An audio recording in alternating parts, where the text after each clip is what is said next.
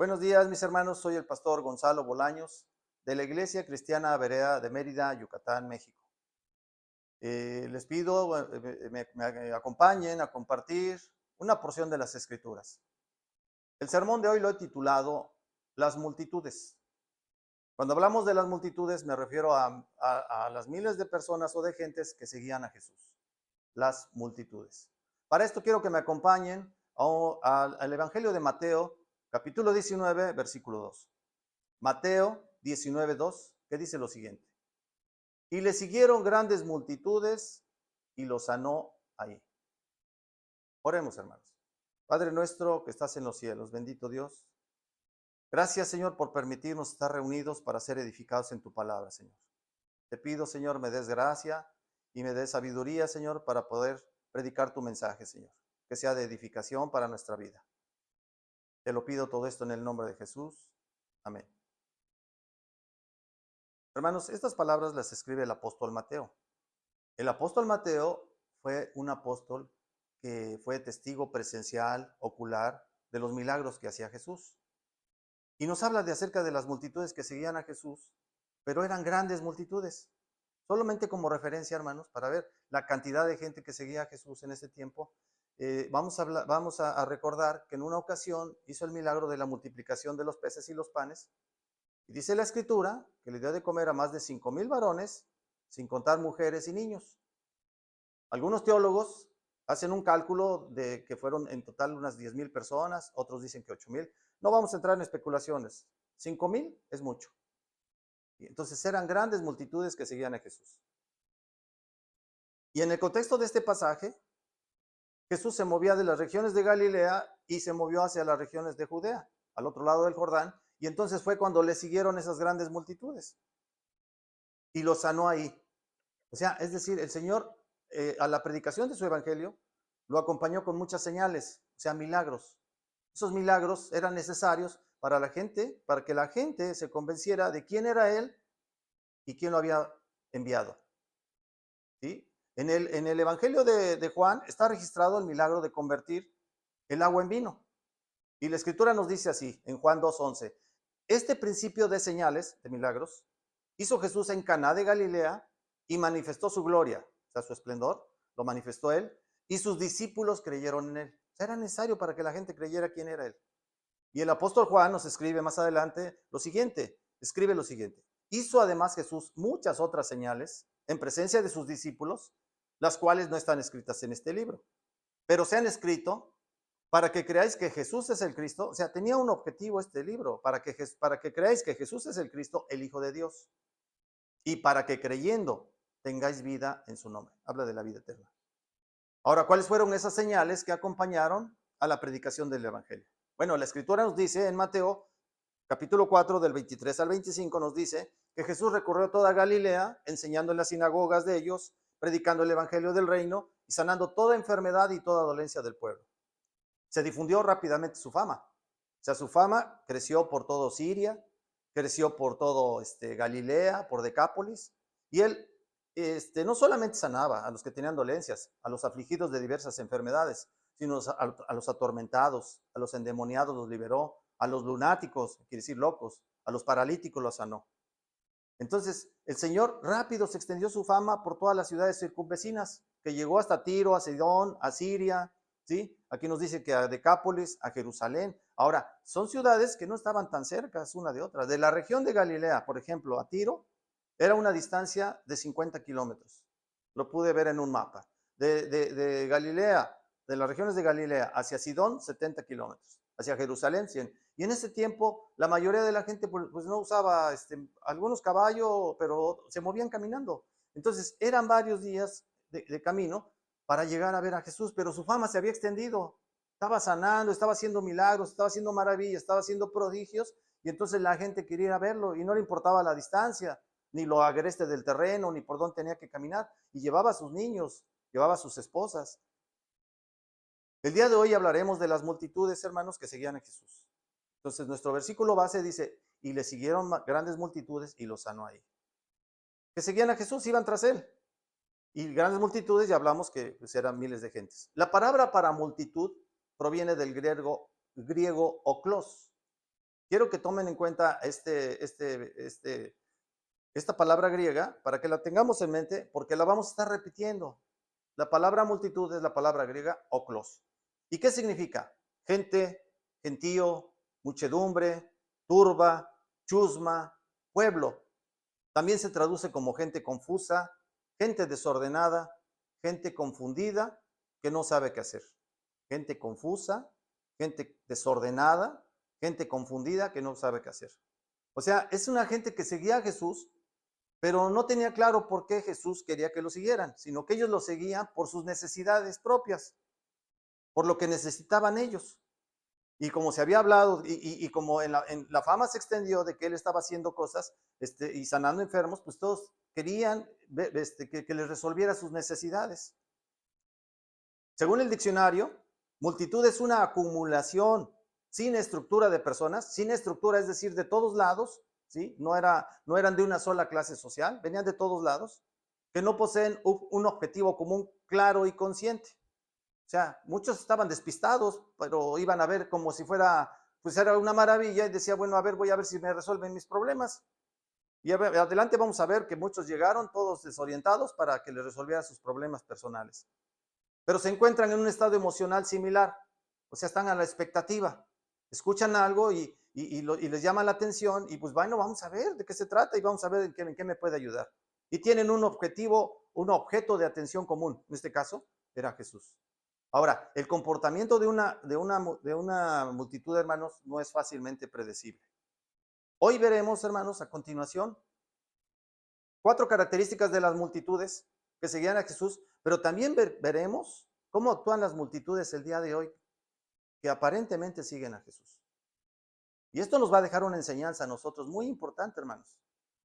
Número 1, las multitudes actúan desordenadamente. Para esto quiero que recordemos, hermanos, la historia, o solo como referencia, la historia del becerro de oro. Los israelitas se desesperaron porque Moisés no bajaba del monte Sinaí de hablar con Dios. Y entonces, ¿qué le dijeron a Aarón? Anda, construyenos dioses para que los sigamos.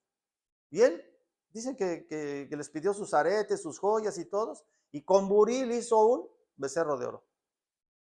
Y cuando el Señor se dio cuenta de esto, le dijo a Moisés, apresúrate a bajar, porque el pueblo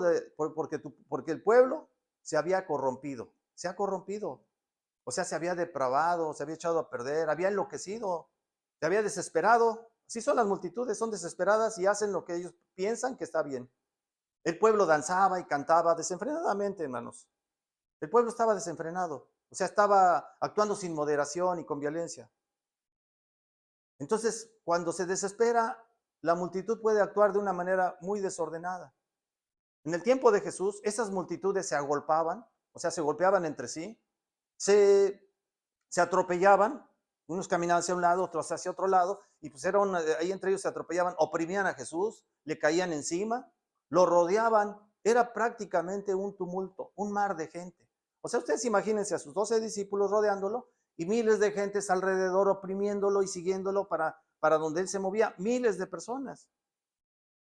La mujer que padecía de flujo de sangre, pues hizo toda una proeza el llegar a tocar el manto del Señor Jesús. Ella decía, si tocare el borde de su manto, seré salva. Imagínense pasar entre tanta gente y pues una mujer enferma y todo, pero llegó y la tocó y fue salva. Cuando unos amigos llevaron a un paralítico para que lo sanaran, la multitud no pudieron pasar a causa de la multitud. Entonces tuvieron que idearlo, lo subieron, hicieron un hueco, un hoyo, lo bajaron, ¿sí? Para que lo viera Jesús, para que lo sanara Jesús. Dice la escritura que ellos no tenían ni tiempo para comer pan. O sea, no tenían espacio. Imagínense. Cuando su madre y sus hermanos fueron a verlo también, pues a causa de la multitud no pudieron verlo. Así nos dice Lucas 8:19. Entonces su madre y sus hermanos vinieron a él, pero no podían llegar hasta él por causa de la multitud. Las multitudes son peligrosas, hermanos. Pueden provocar una tragedia si se descontrolan. Precisamente observé un video de un grupo muy numeroso de judíos ultra ortodoxos, todos vestidos a su usanza, ¿no? Traje negro, su sombrero negro y pues todos con la barba y con su pelo, ¿no? Con sus costumbres. Pero era tanta la gente y tanto el tumulto que estaba en un túnel para festejar una de sus fiestas tradicionales que se descontrolaron. Y entonces cayó gente y los empezaron a pisar ellos mismos. Murieron 45 personas. Entre ellos, desgraciadamente, dos hermanitos, uno de 9 y otro de 14 años. Las multitudes, cuando entran en pánico, hermanos, pueden desatar una estampida. Y ya descontrolada provoca muertes. Cuando corre un rumor dentro de una multitud, pueden actuar de manera descontrolada. Una multitud es peligrosa. Si hay un rumor dentro de la multitud, por ejemplo, de que parece ser que esos son ladrones, se va recorriendo el rumor y dicen, son ladrones y los matan. La turba se descontrola, se desenfrena y matan a esa gente. O sea, actúan de una manera descontrolada. Y Jesús se dio cuenta de lo perdido que estaba esta gente, de lo perdido que estaban las multitudes que lo seguían. Porque dijo, y al ver las multitudes, tuvo compasión de ellas. Misericordia. Porque estaban desamparadas y dispersas como ovejas que no tienen pastor. O sea, cada quien por su lado y como ovejas, no tenían una guía, no tenían un pastor. Sintió lástima, tuvo misericordia. Número 2, las multitudes son impredecibles. O sea, no sabemos cómo van a actuar. O sea, pueden actuar de una manera un día y al día siguiente ya actúan de otra manera. Fíjense bien, los mismos fariseos le tenían miedo a las multitudes. Porque cuando escucharon las parábolas y los mensajes que Jesús les mandaba a ellos y que les decía, sobre todo las parábolas, en una ocasión se dieron cuenta que hablaba de ellos. Y entonces procuraron prenderle, dice la Escritura, y tuvieron miedo de la multitud porque le tenían por profeta. O sea, los fariseos tuvieron miedo de la multitud. O sea, si le hacían algo, no sabían cómo iba a responder la multitud. Pero dentro de la misma multitud había gente que no se ponía de acuerdo acerca de quién era Jesús. Unos decían, es bueno, pero otros decían, no, sino que engaña al pueblo. O sea, ni ellos mismos se ponían de acuerdo. Y ninguno hablaba abiertamente de él por miedo a los judíos. O sea, la multitud también le tenía miedo a los judíos. Entonces, el pensamiento y el comportamiento de la gente dentro de una multitud puede ser muy contradictorio. Ahora, tercera característica, las multitudes son manejables. Pueden ser fácilmente influenciadas, pueden ser persuadidas, convencidas. Y fue el caso cuando los sacerdotes y los ancianos entraron al consejo, en consejo contra Jesús para entregarle a muerte. Y le llevaron atado y le entregaron a Poncio Pilato, el gobernador. ¿Y qué dijo el gobernador? ¿A quién le suelto? Porque había la costumbre de soltar a uno. ¿Y ellos qué dijeron? A Barrabás. Los sacerdotes y los ancianos y todos los que acusaban a Jesús incitaron, ¿sí? Incitaron a la multitud y la multitud pidió que Jesús fuera crucificado. Fueron influenciados. Mataron al inocente, lo crucificaron, sin una misericordia. Crucifícale, crucíficale, a pesar de que esas multitudes, días antes, hermanos, lo habían recibido en Jerusalén, en su entrada triunfal. ¿Dónde estaban o dónde estaba la gente que había sanado y que había hecho milagros y que había visto las señales? ¿Dónde estaba? Porque los mismos fariseos vieron esas señales y sabían que provenían de Dios. No había de otra. Y esa multitud, oklos, de la palabra griega oklos, que era muy numerosa, tendían sus mantos en el camino, otros cortaban ramas de árboles y las tendían en el camino. Y la gente que iba atrás y adelante aclamaba diciendo, Hosana, hijo de David, bendito el que viene en el nombre del Señor, Hosana en las alturas. Y dice la Escritura que cuando entró él en Jerusalén, toda la ciudad se conmovió, diciendo, ¿quién es este? Y la gente decía, este es Jesús, el profeta de Nazaret de Galilea. Ya lo reconocían. Dice, toda la ciudad se conmovió y sin embargo, días posteriores, crucifícalo. Estas multitudes sin ninguna misericordia pedían que fuera crucificado. Y dice la Escritura que tomaron como un espectáculo la crucifixión. Las multitudes no son de fiar, hermanos. Así que cuando vean una multitud, tengan mucho cuidado. Tengan mucho cuidado porque no son de fiar. No sabemos cómo van a responder. Les recomiendo que mejor se alejen de ellas. Miren, hermanos, el caso que acaba de pasar en Kenia, esto fue apenas en mayo, el 2 de mayo. O sea, un pastor convenció a sus seguidores, más de 1000, a que ayunaran hasta morir, porque de esa manera iban a poder ver a Jesús. Y entonces hasta el día de hoy se han encontrado más de 100 cadáveres y al hacerse la autopsia se ha observado que murieron por inanición, por no comer. Son fácilmente influenciadas, persuadidas, convencidas. Esto tiene que ver con su ignorancia, ¿verdad? Y por último, número 4, comportamiento de las multitudes. Las multitudes buscan sus propios intereses. O sea, por eso es un grupo de gente sin estructura común, porque cada quien busca sus propios intereses. Y muchos estaban muy bien confundidos acerca de lo que significaba seguir a Jesús. Querían que le resolviera sus asuntos personales. Y vamos a recordar cuando se le acercó uno de la multitud y le dijo: maestro, di a mi hermano que parta conmigo la herencia. Quería que le resolviera a Jesús un problema legal de la herencia con su hermano. Mas él le dijo: hombre, ¿quién me ha puesto sobre vosotros como juez o partidor? O sea, ¿quién te dijo que yo vengo a eso? Pero él dentro de su mente decía: bueno, pues si está haciendo algo, pues ojalá y pueda también ayudarme en esto. Otro más quiso seguirlo a su manera, el joven rico. Y Jesús le dijo: si quieres ser perfecto, anda, ve y vende todo lo que tienes y dalo a los pobres. Y tendrás tesoro en el cielo. Ven y sígueme. Oyendo esta palabra, se fue triste porque tenía muchas posesiones. O sea, tenía codicia en su corazón. No se quiso desprender de su dinero y prefirió no seguir a Jesús. Entonces las multitudes seguían buscando un provecho propio, sacar un beneficio inmediato. Y Jesús sí los dijo: si ustedes lo quieren seguir, tienen que pagar un precio. Tenían que pagar un precio. Igual hoy, hermanos, tenemos que pagar un precio. ¿En qué lugar tenemos a Jesús en nuestras vidas? ¿Sí está en primer lugar de nuestras vidas? ¿O antes están nuestro trabajo, nuestro dinero, nuestros hobbies, nuestra familia, nuestros hijos? ¿Quién está en primer lugar de nuestra vida? No quiere decir que descuidemos esto, hermanos, pero si no, la palabra de Dios nos dice: buscad primeramente el reino de los cielos y su justicia, el reino de Dios y su justicia, y todo lo demás viene por añadidura.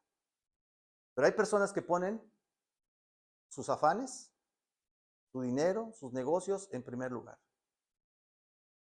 Y entonces, cuando vio esto, las grandes multitudes, oclos, iban con él, y volviéndose les dijo: si alguno viene a mí y no aborrece a su padre, aborrece, prefiere o ama menos a su padre y madre y mujer e hijos y hermanos y hermanas, y aún también su propia vida, no puede ser mi discípulo. O sea, no puedes seguirme de esa manera. No me sigas a como tú piensas que es. Yo te voy a poner mis condiciones.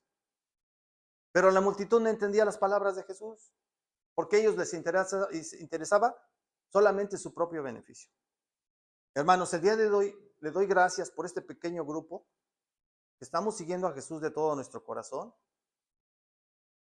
Que no hay multitudes. No es malo que haya gente, no es malo que crezca la iglesia. Pero somos un pequeño grupo de personas que estamos buscando de todo nuestro corazón, a través de la Escritura, conocer la voluntad de Dios. Yo los animo a que sigan adelante, no se desanimen. Nosotros aquí en Mérida somos 5 familias. Y no importa, llega gente, escucha el mensaje y se va. Llega gente, escucha que estamos estudiando la Biblia y se les hace raro. Pues aquí no hay música, aquí no hay esto, aquí no hay el otro, y aquí no hay el sentir del Espíritu Santo, y aquí no hay lo que ven en otras iglesias. Aquí estamos sometiéndonos a la palabra de Dios, pero además la estamos estudiando para saber cuál es la voluntad del Señor para nuestras vidas y para que no seamos engañados fácilmente. Ahora les hago una pregunta, hermanos, preguntas retóricas, no las conteste. ¿Por qué sigues a Jesús? ¿Cuál es la razón principal por la que sigues a Jesús? ¿Lo estaremos siguiendo por el motivo correcto? Vamos a ver más adelante qué nos dice esta enseñanza. Las multitudes son traicioneras, hermanos. Es gente confusa, confundida, que confunde las razones por las que debemos de seguir a Jesús. Ahora, les hago otra pregunta. El día de hoy, ¿dónde están las multitudes que siguen a Jesús? Las multitudes de hoy siguen desorientadas, hermanos. El día de hoy. Y solamente voy a poner 3 ejemplos. Hay muchísimos ejemplos, pero voy a poner solamente 3 ejemplos. ¿Dónde están las multitudes? Primero, las multitudes están siguiendo el falso evangelio de la prosperidad. Yo no sé por qué se le dice evangelio, porque no es un evangelio. Las buenas nuevas no son el de la prosperidad. Esta es una doctrina de demonios. Es una doctrina de hombres. Es una doctrina donde se engaña al creyente a que si da dinero, Jesús le va a regresar más. Tú das 1,000, Jesús te regresa 10,000. Tú das 10,000, Jesús te regresa 100,000. Tú das 100,000, Jesús te regresa 1,000,000. Así se habla en las iglesias. Y nos dicen que Jesús es un inversionista, que Dios es un inversionista, que tú debes de invertir con Él para que saques más.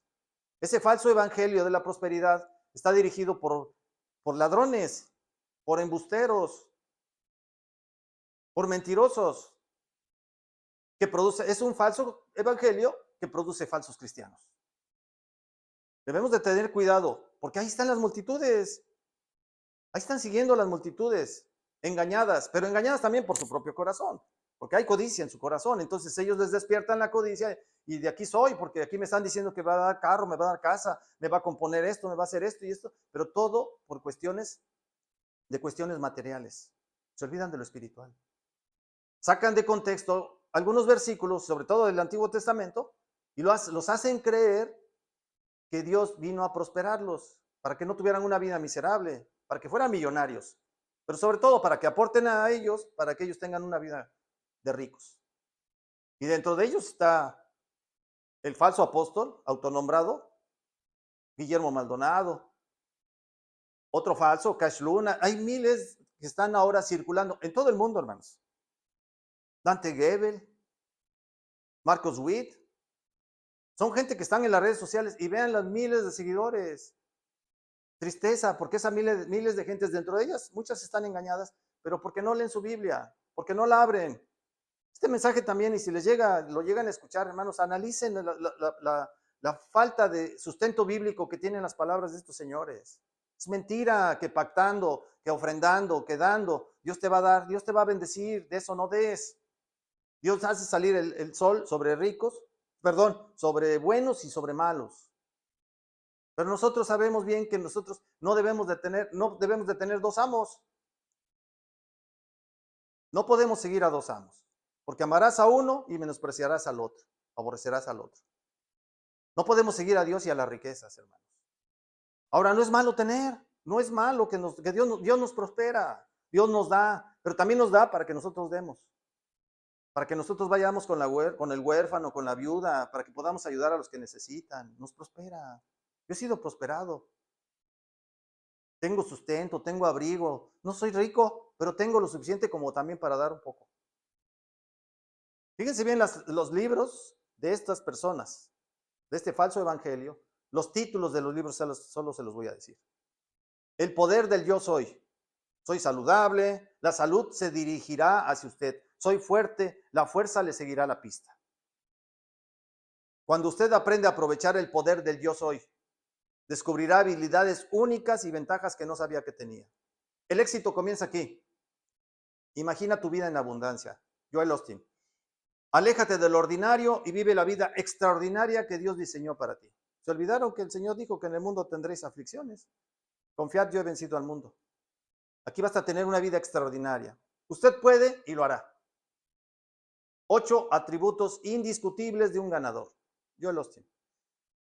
¿Cómo caminar en el poder sobrenatural de Dios? El embustero, Maldonado. El poder de atar y desatar. ¿Cómo interceder efectivamente? Destinado al éxito. ¿Cómo alcanzar tus mejores sueños?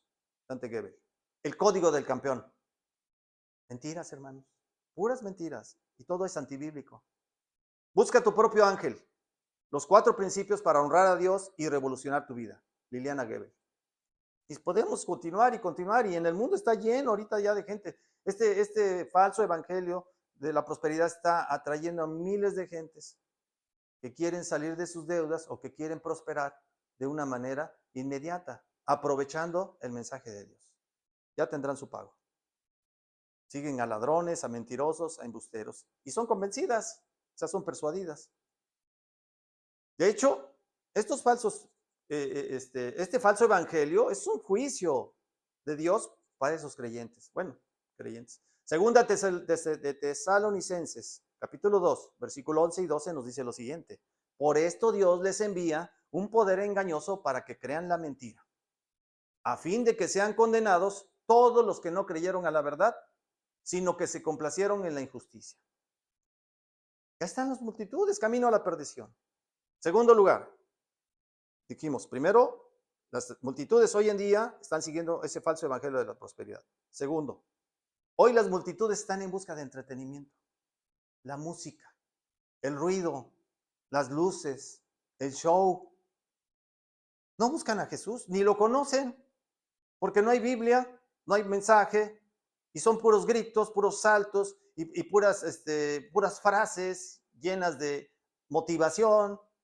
Jesús es tu Salvador, Jesús te ama, te voy a dar una profecía, y puras tonterías están ahora cantando al Señor. En estas alabanzas, supuestas alabanzas, no se glorifica el nombre de Dios, no se le exalta sus atributos, no se le honra. Es pura carne, puro entretenimiento, pura diversión. Y la gente, y los jóvenes sobre todo, piensan que van ahí y que están conociendo a Jesús.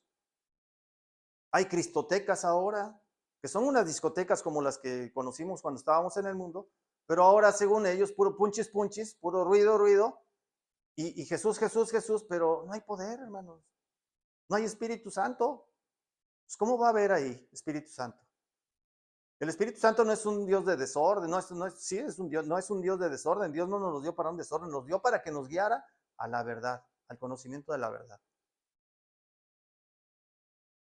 Ahí no hay Espíritu Santo, hermanos. Escuchen el contenido de las supuestas alabanzas actuales. Esa falsa sensación de victoria. ¿Victoria en qué? ¿O con qué? Ahí está la gente buscando a esos grupos famosos que hacen giras, cobran miles de pesos o dólares y son famosos. Y cuando hablan, hermanos, o ministran durante sus alabanzas, dicen cada tontería, cada cosa antibíblica, da vergüenza. Y número 3, hoy las multitudes están tras los oradores, los motivadores, los comediantes, que les hagan pasar un rato agradable, que les digan que pueden, que les eleven su autoestima, que hablen bonito y que de repente digan la palabra de Dios y que lo aderecen ahí con algún versículo o algo así, que lo unten tantito con palabra de Dios, aunque lo demás sea un puro humanismo. O sea, mensajes que no sirven de nada, no te van a transformar tu vida porque no hay contenido de la palabra de Dios. La palabra de Dios es la única que puede transformar la vida de un hombre. El Espíritu Santo es el único que nos puede dar poder para poder transformar nuestras vidas. Ahí no hay arrepentimiento, ahí no hay pecado, ahí no hay mensaje de salvación. Son oradores, son motivadores que te hacen sentir bien, sube tu autoestima, tú te lo mereces.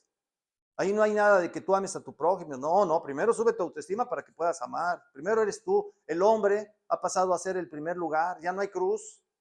Ya no hay mensaje de la cruz. Así son las multitudes. Buscan su propio provecho, al igual que aquellos, ¿verdad? Y Jesús sabía, hermanos, porque Jesús sabía claramente que muchos de las multitudes lo seguían no por las razones que él quería. O sea, Jesús sabía que no lo seguían por lo que Jesús pretendía, o quería más bien, que lo siguieran. Cuando multiplicó los peces y los panes, que le dio de comer a los 5,000 varones, sin contar mujeres y niños, posteriormente se les perdió, se fue a otra región. Y entonces la gente empezó a ver, las barcas ya no están, bueno, vamos a seguirlo. Lo siguieron. Y cuando lo vieron, ¿qué le dijeron? Rabí, ¿cuándo llegaste acá? Y respondió Jesús y les dijo, de cierto os digo que me buscáis, no porque habéis visto las señales, los milagros, sino porque comiste el pan y os saciaste. O sea, el motivo de ellos era porque habían comido pan. O sea, Jesús lo sabía, que lo estaban buscando por eso. Y remata Jesús con estas palabras, y esta es la parte muy importante para nosotros, hermanos. Dice, trabajad, les dijo, trabajad no por la comida que perece, sino por la comida que a vida eterna permanece, la cual el Hijo del Hombre os dará, porque a este señaló Dios el Padre, por la vida eterna, hermanos. Esa debe ser la verdadera razón por la que debemos de seguir a Jesús. Las multitudes vieron que les dio de comer, vieron que le hacía milagros y lo andaban buscando desesperadamente y Jesús se dio cuenta. Ellos no querían seguirlo bajo sus condiciones, la multitud quería ponerle las condiciones a Jesús. Y fíjate que no, para Jesús no es así. Tenemos que pagar un precio, hermano. Tenemos que dejar muchas cosas que no le gustan a Jesús. Tenemos que aislarnos quizás de otras compañías, de escuchar, ver lo que escuchamos, lo que vemos, el internet, las redes sociales, hermanos. Las redes sociales están cargadas, pues hasta a veces de mucha vanidad de nosotros, de estar ahí viéndolas y estar viendo cuántos likes y estar perdiendo el tiempo. Y Jesús no vino a eso, dice, yo he venido para que tengan vida, habla de la vida eterna, y para que la tengan en abundancia, la vida eterna. Esa es la razón, mis hermanos, que debemos entender. De tal manera amó Dios al mundo que ha dado a su Hijo unigénito, para que todo aquel que en él cree no se pierda, mas tenga vida eterna. Ese es el mensaje más importante, trabajad por la vida eterna. Así es que, hermanos, esta debe ser la verdadera razón para seguir a Jesús. Y cuando compartamos el evangelio, hablemos con la verdad, hermanos. Hablemos de la vida eterna. Mucha gente busca a Jesús todavía el día de hoy igual cuando tiene un problema. Y hay personas que dicen, no, mira, tú ve y Jesús te va a resolver. Y les dan falsas expectativas. Te va a resolver tu problema matrimonial, económico, tu problema de salud. Y no les hablamos de la vida eterna. Tenemos que darle el mensaje claro de la vida eterna. Jesús vino a salvarnos. ¿A salvarnos de qué? De la condenación, del fuego eterno. A eso vino Jesús. Yo he venido para que tengan vida y vida en abundancia. Es día que meditemos, hermanos, acerca de los motivos que nos mueven para seguir a Jesús.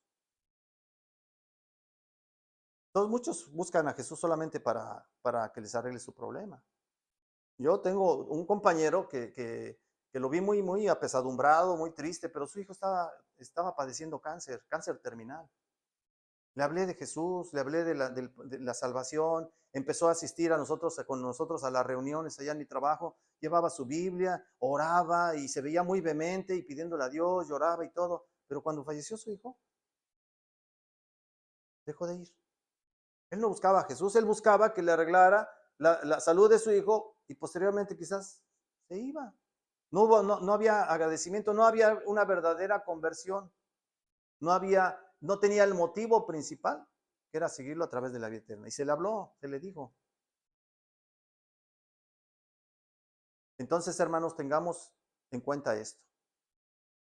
Porque miren, dentro de las mismas multitudes se formaron discípulos de Jesús. Pero cuando escucharon la palabra y el mensaje de Dios, dijeron lo siguiente. Dijeron en Mateo 6:60, dice lo siguiente. Al oírla, muchos de sus discípulos dijeron, dura es esta palabra. ¿Quién la puede oír? Dijo entonces Jesús a los 12, ¿queréis acaso oíros también vosotros? Adelante. ¿Y qué le respondió Simón Pedro? Señor, ¿a quién iremos? Tú tienes palabras de vida eterna. Esta es la verdadera razón, hermanos, por la que debemos de trabajar, por la que debemos de seguir a Jesús, la vida eterna. Vamos a darle gracias a Dios por este momento, por estas palabras, que queden grabadas en nuestro corazón y yo les doy las gracias. Padre nuestro, bendito Señor, te damos gracias, Señor, por permitirnos reunirnos para escuchar tu palabra, Señor. Ayúdanos a discernir, Señor, cuando veamos una multitud, para apartarnos de ella, Señor. Saber qué es lo que se está enseñando y predicarles, Señor, si es posible y nos escuchan, para que se salven, Señor, para que te sigan por un verdadero motivo, que es la salvación de sus almas, Señor. Te damos gracias por este mensaje que nos edifica y que nos sirve, Señor, para poder ver cómo está el mundo el día de hoy. ¿En dónde están esas multitudes el día de hoy, Señor? Que tengamos compasión de ellas, oremos por ellas, cuando familiares de nosotros están metidos en esos movimientos, Señor. Te damos gracias por tu palabra en este día, en el nombre de tu amado Hijo Jesús te damos gracias. Amén. Muchas gracias, mis hermanos.